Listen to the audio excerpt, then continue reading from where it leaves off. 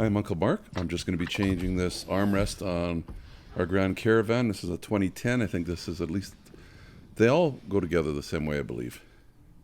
If you have a Caravan, that's what the old one looked like. See, it looks a lot better new.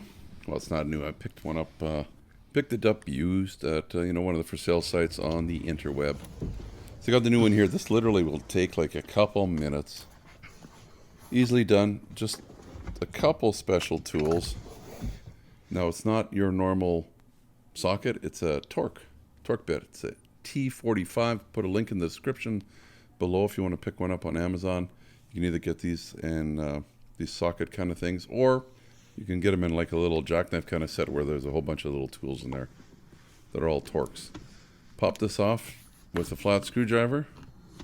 Can you give me the thumbs up while you're at it, while you're watching, if this is being helpful to you? I'm actually doing this outside in the driveway. Get my little torques and loosen it. It's fairly tight. If you have a ratchet to undo it, very helpful, these tools.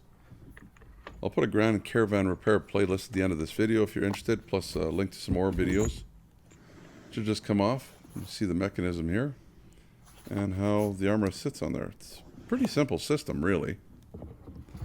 And we'll just stick the new one on. This is a bolt with a washer that's on it as well, so that it moves around. Hey, actually, if you'd like, I've got a playlist right here on the Grand Caravan, so you can click on there. If you understand how this is all going together. If you need another couple minutes, you can watch the rest of it.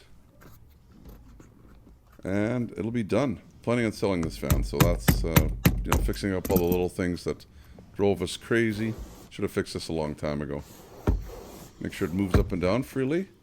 And look at that, way better. I'm done.